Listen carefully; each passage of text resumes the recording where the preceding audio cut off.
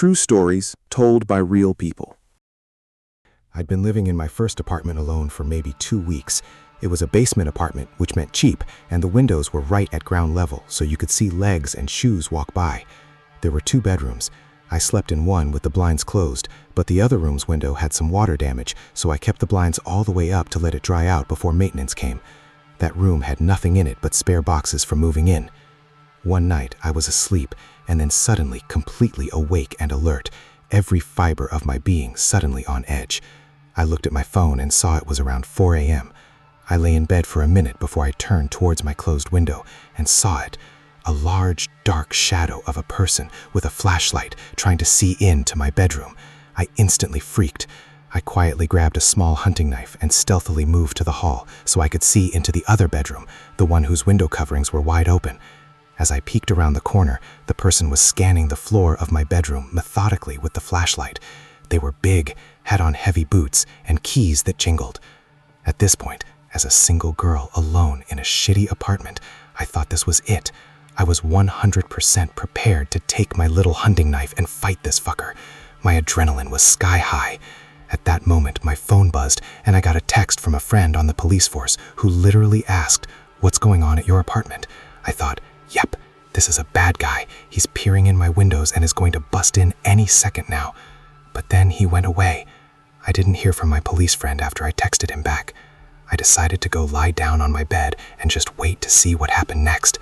Not 5 minutes after lying down, someone knocked on my door with incredible force. The panic mounted again. Now, I have no peephole, no safety chain, just a deadbolt. At the top of my voice, in case it's a murderer, I want to wake people up. I yell, "Who is it?" I hear a meek voice reply that it is the police. My first thought is now, that is a clever plan to get a girl to open her apartment door. I stood there silently before I heard the voice say again that I wasn't in trouble. I opened the door a smidgen, ready to slam it, to see 2 cops, one backed away from the door and one up the steps. They must have seen my tiny little knife or something. They proceeded to apologize for scaring me. They were the ones looking in my windows. I yelled at them and possibly cried a little. The adrenaline finally broke, okay? I got the whole story from my friend the next day. Turns out a fellow resident of the apartment complex had gotten drunk, lost his keys, and broken into his own apartment to go to bed. They thought it was mine and were confused by the lack of broken windows. I was terrified at the time, but it's a good story now. Edit: basement apartment was cheap because there was no patio. Spelling and grammar. Story 2. Footprints in the mud. One night, I was alone during a storm. I kept getting this really nasty feeling in the pit of my gut that someone was there. So I went upstairs, opened the front door, locked the screen door, then shut, locked, and chained the front door. That way, if someone wants inside, they're going to make a hell of a noise trying and give me time to grab a gun and call the police. I'm sure there's some people who will get on me for grabbing the gun before calling the police. I want that gun in my hand as quickly as possible, because if they get through the door, a phone in my hand isn't worth shit no matter who I'm calling. So I feel a little better, but the feeling won't go away, and it keeps getting worse. It got so bad, I wanted to go grab the shotgun and have it next to me. Instead, I just told myself that I was being paranoid because of the storm. After a while, it got to the point that I didn't even want to be in the house, gun or not. I went to bed and couldn't sleep. Eventually, I passed out. I woke up about an hour later to my mother questioning me about why I had been out in the storm stomping around the yard. I went outside and found boot prints all around the house. Whoever it was had followed me as I went from room to room and stayed still long enough in front of the windows to sink into the mud. That day, I put up vinyl curtains in all the windows so nobody can see in, even if the lights are on, added alarms to the windows, put door jamb armor on all the doors, put a PVC pipe in the track of the sliding door, replaced my bedroom door with solid oak, replaced the latch on the fence with a stronger one that locks properly, and made sure that there is a phone and some sort of weapon in each room of the house. It cost a hell of a lot of money, but I refused to be a victim. I hate to think of what could have happened if whoever it was had gotten inside the house. Honestly, I don't want to know who it was or why they were there.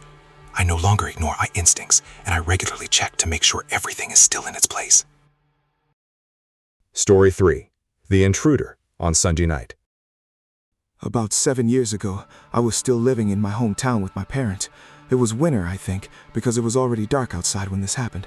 One Sunday night, I skipped church because I wasn't feeling well. I spent the evening lounging on my bed, surfing the net and making frequent runs to the bathroom. For clarity's sake, my bedroom was at the top of the stairs, but you had to make a U-turn or double back to get to the bedroom door. Around 6:15, about when church would be getting out, I heard the front door open and then close very slowly. I hadn't heard my parents' car pull up out front, so I thought my sister had gotten a ride home with someone else and had just come in, but I thought it was odd that she didn't call out to me as she usually did. I sat still and silent and heard very slow, very quiet footsteps coming up the stairs. The footsteps didn't sound like any of my family. You know what your family sound like, their rhythm or pattern of walking. This wasn't any of them. I slid off the bed and grabbed my Glock 17 case under the bed, quietly opened it and slid the magazine home. I took off the safety and lay there on the floor with the gun aimed at the open bedroom door. When I moved, I must have made a noise because the footsteps paused. As I lay there, they slowly resumed. They sounded like they were about 3/4 of the way to the landing. I called out, "Hello?" Suddenly, there was a rush of footsteps running down the stairs, then the front door opened and slammed shut. I continued to lay there, between the bed and the wall, with the gun pointed at the bedroom door. I was terrified, going over all of the concealed carry training I had taken, going over the instructions and practiced in my head. I heard a car pull up outside, the car doors open and close, then the front door open.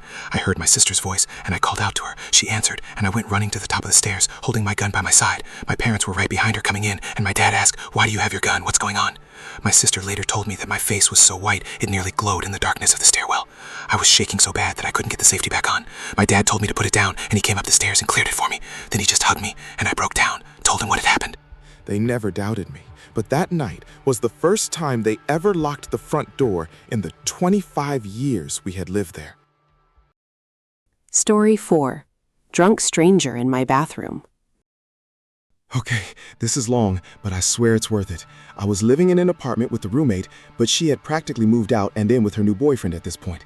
My boyfriend worked at a bar about a 15-minute walk from my place, and he had texted me before his shift telling me he forgot his key.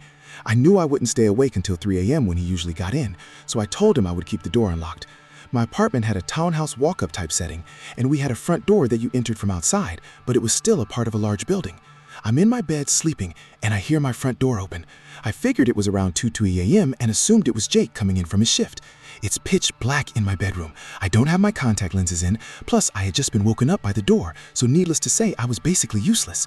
My bedroom door opens, I see a male figure in my doorway. Without my contact lenses in, the person looked like he had a smaller frame than my boyfriend. He stood there for a second, and when I said Jake, BF's name, they didn't answer, walked past my bed, and went straight into my ensuite bathroom. I was laying there, so discombobulated, not even sure if I was dreaming at this point. Maybe Jake answered and I didn't hear. Maybe it was my roommate coming in after a night out hammered. I'm laying there, waiting for Jake to come out of the bathroom. Suddenly, I realize I have to pee. So I go to my roommate's bathroom and am sitting on the toilet with my cell phone, probably creeping Reddit, to be honest. I decide to text my boyfriend. I asked where he was, expecting him to reply with something like, "I'm in the bathroom, idiot." I get a reply from him and it says, "Sorry, it was so busy tonight. I'm cleaning up now. Should be back in half an hour." Suddenly, I'm sitting there with my pants around my ankles, realizing there was a person in my apartment. I immediately leave her bathroom, peek around, and I see one man's shoe in my front hallway. By this point, I freak out. I run out my front door, text Jake to tell him there's someone in my apartment. He tries to reassure me, and once I told him the shoe component, he left his work immediately and ran over to my place. Story 5. The TV that turned itself off. This is something that will stay with me for the rest of my life. My girlfriend and I were bored one weekend and decided to take a trip up to my parents' lake house. It's a pretty decent trip, and it's not very often that I or my family stay there, so it's already a little late, and we knew we would get there at around 10 p.m. Not really an issue, but to paint the picture of this place, it's out in the middle of nowhere, with the nearest neighbor about 500 yards away. No streetlights, no through traffic, nothing. So my girlfriend and I arrive at around 10 like we thought and pull into the driveway. The way the front door is positioned makes it impossible to see into the house until you turn a corner and are right next to the door. So this night in particular was extremely dark, no moonlight at all, so things were difficult to see walking up. So as I rounded the corner, I noticed something strange. The TV in the living room was on. Mind you, no one had been to the house in about a month, so I know no one was home, but I just assumed someone left it on, and my parents would be seeing a nice energy bill in the mail soon. I had some trouble finding the key because of how dark it was, but finally found it, when all of a sudden, the TV turned off.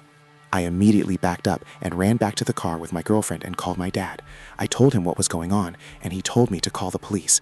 The police take about 15 minutes to arrive, so my girlfriend and I drove off until they came to the house with us. Both police officers draw their guns and scan the house, but turn up nothing.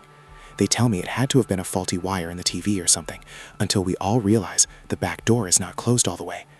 We later found stuff that indicated he had been sleeping there for a couple or few days. Needless to say, we did not stay the night, and the locks were changed and more added a couple of days later. Story 6. Home invasion during horror movie. So I'm on mobile, so preemptive apology for spelling and grammar. Like 8 or 9 years ago, I scored some tickets to an early rock show on like a Tuesday. Show started at 8 p.m. I got off work and checked my mail, and there was a new DVD from Netflix in there. I decided to do some laundry and watch that movie, and then it would be time to leave to the venue. It was some cheese horror movie, so I turned out the lights and started it. I lived in an apartment alone that had a laundry facility in the basement, but the basement could only be accessed from the outside. So my back door is unlocked, my lights are off, with my laundry running in the basement. I'm lying on my living floor with one of my couch pillows, which is weird because I rarely did this, but I did from time to time. So I'm just laying there watching a movie with all the lights out when all of a sudden I hear a huge crash in my kitchen.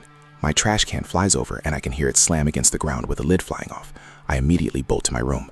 My kitchen was tiny, and the back door, if swung all the way open, would hit the trash can. I own a firearm, so I grabbed it, racked the slide to put one in the chamber.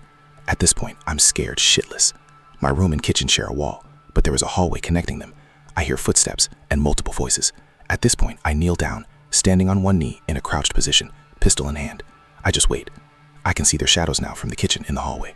I hear one whisper, "Shit, someone is here, let's chat." They heard my movie playing in the living room. They had no idea I was actually behind them and armed. I was in shock for about 10 minutes because I realized I could have just shot someone. I called the cops and they show up like an hour later and take my statement. Apparently these robbers were kicking down doors to homes in my neighborhood to do smash and grab jobs and actually had also robbed my neighbors that night. Cops leave, and I decide to go out anyway to the show. Missed the opening band, but whatever. I needed a beer after all that. Those 5 minutes they were outside my back door, listening for any reactions, and then slowly coming into my apartment seemed like an eternity. I honestly don't really remember what was going through my head, other than stay calm, stay quiet. I thought about shouting that I had a gun, but immediately decided against it. I just know it felt like an eternity, but was probably under 5 minutes of time. The biggest shock came after for me. Also, I never left my back door unlocked after that and moved to a new apartment when my lease was up.